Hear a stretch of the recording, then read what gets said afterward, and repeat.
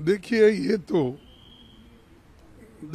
तो बजट जो मोदी सरकार ने पेश की है, ये तो दो चार राज्यों के इलेक्शन चुनाव को देखकर ही उन्होंने पेश किया है।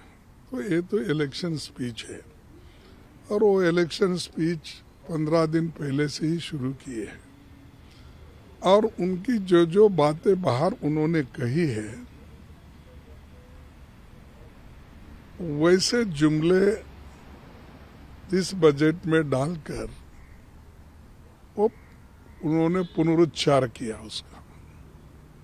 और दूसरी चीज, बजट में सबसे ज्यादा प्राथमिकता होना चाहिए था जो आज इन्फ्लेशन बढ़ रहा है, महंगाई बढ़ रही है, उसको कंट्रोल कैसा किया जाए वो उसमें नहीं है। और जो आज अनएम्प्लॉयड यूथ है उनके नौकरी के लिए एम्प्लॉयमेंट देने की बात उन्होंने नहीं कही। हालांकि पहले तो उन्होंने ही कहा था कि हमने हर साल 2 करोड़ नौकरियां हमारे युवाओं को देंगे। तो उनके 18 करोड़ नौकरियां कहाँ हैं? उसके लिए कौन सा बजट है? तीसरा, जो सरकारी वैकेंसीज है वो भरने के लिए भी उन्होंने इसमें कुछ नहीं कहा। और जो 30 लाख वैकेंसीज भरना है उसके लिए तो बजट का प्राविधान होना चाहिए, वो भी इसमें नहीं है। उसके अलावा गरीबों के लिए जो हमेशा पहले से आता था, उनको जरा नरेगा के लिए जरा वो बहुत ही पॉपुलर स्कीम रहने की वजह से रूरल के हमारे किसान मजदूर को उसका लाभ होता है, उसके लिए उन्होंने इसको बहुत अलग दृष्टि से देखा था। लेकिन आज के बजट में पहले जो 90,000 करोड़ था, 90,000 करोड़, उसको घटाकर उन्होंने 60,000 करोड़ कर दिया है। तो गरीबों के लिए भी कुछ नहीं है, अनएम्प्लॉयड के लिए कुछ नहीं है, महंगाई कंट्रोल करने के लिए भी कुछ नहीं है। ये चीजें तो एक तरफ है। दूसरी तरफ जो रूरल में वहां भी अनएम्प्लॉयमेंट है, डिस्ट्रेस है, लेकिन अर्बन युवकों के लिए नरेगा जैसी योजना लाने की बात पहले भी उन्होंने की थी, उसका भी कोई इसमें जिक्र नहीं है। और किसानों का जो उनका जो इनकम बढ़ाने का था वो उसका भी कोई इसमें जिक्र नहीं है। एमएसपी का जिक्र इसमें नहीं है। फिर कौन से गरीब के लिए ये बजट बना है? मैं समझूंगा जो अमीर लोग हैं उनके लिए। और इनकम टैक्स हमने 5 से 7 लाख कर दिया। भाई, इन्फ्लेशन इतना बढ़ गया है, कोई 2 लाख कोई बड़ी राहत नहीं। आज जो जिसकी सैलरी 60-65 हजार रुपये है उनको ही थोड़ा कुछ राहत मिलता है, लेकिन दूसरे किसी को नहीं है। वो भी अपने हिसाब से उन्होंने किया कि मिडिल क्लास को कैसा अट्रैक्ट करे। उनके पार्टी में चर्चा हो गई कैसा अट्रैक्ट करे, और वो दूसरे ट्राइबल वोट्स लाने के लिए क्या कोशिश करे, शेड्यूल कास्ट के वोट्स को क्या कोशिश करे। जो ये इलेक्शन स्ट्रेटेजी करके उसके तहत जो उनको फायदेमंद होगा उसी के तरफ ध्यान दिए हैं। लेकिन कहे तो ये है, लेकिन शेड्यूल कास्ट के बच्चों को, शेड्यूल ट्राइब्स के बच्चों को पहले स्कॉलरशिप मिलता था, उसका भी जिक्र नहीं है। माइनॉरिटीज के लोगों को स्कॉलरशिप मिलता था, वो भी बंद हो गया, वो भी इसमें भी जिक्र नहीं है। और बहुत सी चीजें उन्होंने ऐसी कही है कि हमने इतने कॉलेज भी बना रहे, वो बनाए, फलाना मेडिकल कॉलेज। भाई, मेडिकल कॉलेज प्राइवेट दे रहे हैं, गवर्नमेंट दे रहे थोड़ी है। स्कूल भी प्राइवेट बना रहे हैं आप। कौन गरीब का आदमी बड़े बड़े जो कमर्शियल स्कूल्स और कॉलेजेस खोले गए उसमें एडमिशन उनको मिलता है? वो तो सरकारी स्कूल की तरफ देखेगा, देहात में रहने वाला, म्यूनसिपालिटी एरिया में रहने वाला, लोअर मिडिल क्लास का आदमी, इवन मिडिल क्लास का भी, क्योंकि फीस इतनी है कि एक महीने को कई जगह 1-1 लाख रुपए लेते हैं, 50,000 लेते हैं। तो ये जो आपने मिडिल क्लास के लिए इनकम टैक्स का राहत हम दिलाए कहते हैं, उसका बच्चा भी प्राइवेट स्कूल में पढ़ नहीं सकता। तो ये सारी चीजें, ये सारी मुद्दे हैं और इसको नजरअंदाज किया गया है।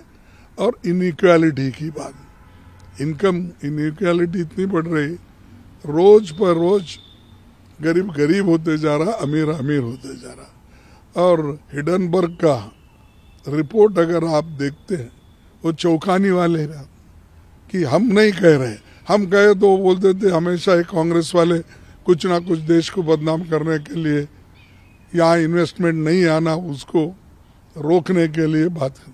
हमने नहीं, ये तो प्राइवेट वाले हैं, डालो डिफेमेशन केस, कहो। उन्होंने तो जोर, उन्होंने कहा कि हाँ हमने कहा है, हम सबूत दिलाएंगे इसका, हम फाइट करेंगे, आप करो कुछ भी, उन्होंने कहा। तो इसका मतलब ये है कि गरीबों का पैसा कहाँ है? LIC में है, अपने बच्चों की पॉलिसी करता है, एजुकेशन पॉलिसी कराता है, खुद की पॉलिसी करता है, घर के लोगों की पॉलिसी करता है।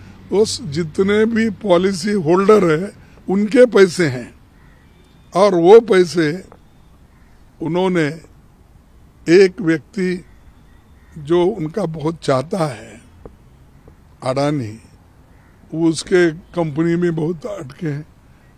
कम से कम 87,000 करोड़ गवर्नमेंट का पैसा उनके इन्वेस्टमेंट में गया है। क्या दूसरों को उतना ही दे रहे हैं आप? मुद्रा योजना में क्या हुआ तो उतना ही दिया है। देखिए, ऐसे आप कितने दिन झूठ बोलेंगे? और तुम्हारी बजट जो है ये अमीर है उनके लिए ही है, और जो इस गरीब को आप ना किसान को देखे, ना गरीब मजदूर को देखे, ना SC ST के बच्चों को स्कॉलरशिप देने का देखे, ना एजुकेशन का। आप तो एजुकेशन और हेल्थ को तो फंड बढ़ाना चाहिए था, पहले तो घटाते आए, अब थोड़ा बढ़ाए।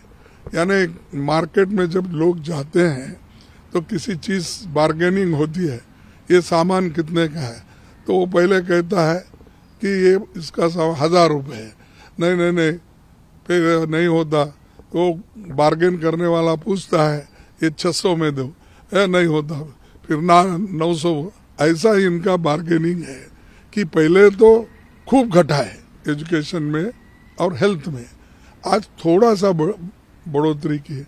ये कोई रिलीफ नहीं कंपैरेटिवली जो आज के दाम है, और फार्माटिकल जो औषध लोग खरीदते हैं, तो बहुत ही ये बजट उतना समाधानकारक भी नहीं है एक।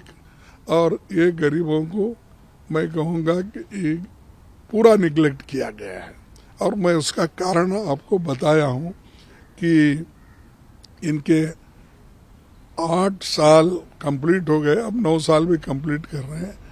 तो इस 8 साल में इन्होंने जो करना था वो कुछ भी नहीं किया।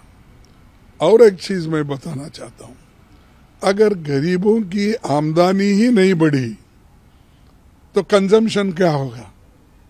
वो क्या खरीदेगा?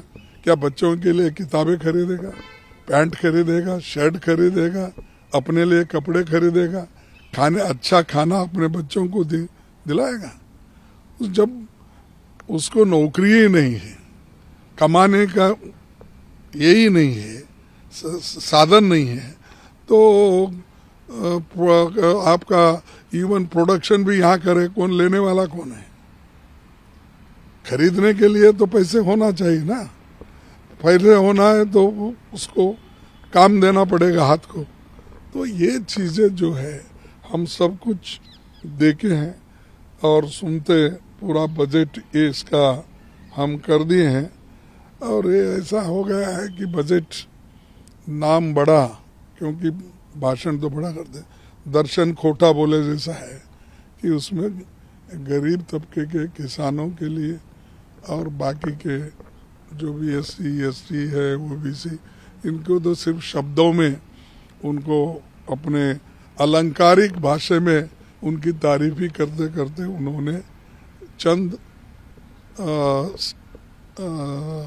स्टेटमेंट्स बजट में डाला है। इसीलिए इसमें कुछ नहीं है, इससे कोई फायदा गरीबों के लिए नहीं है और उनकी 75% गरीब है इस देश में। सब प्रधानमंत्री ने भी अलग से संबोधन किया और बताया कि एक अमृतकाल का बजट है, पहला बजट ऐसा है जो आगे फाउंडेशन रखेगा। 7 पॉइंट उन्होंने अपने गिनाए हैं और तमाम जो सरकार की तरफ से जो बड़े मंत्री हैं वो भी इस बात को आगे ले जाके कहने वाले हैं। आप इस तरीके से इस बात को देखते हैं? और दूसरा, क्या आप बजट को कितने नंबर देना चाहेंगे? बस अरे नंबर इसका सवाल नहीं, किसी को नंबर देने, नंबर आप गिन लो ना, बेरोजगारी के लिए गिन लो, इन्फ्लेशन के लिए गिन लो, शिक्षण के लिए गिन लो, हेल्थ इसमें गिन लो, नरेगा में गिन लो।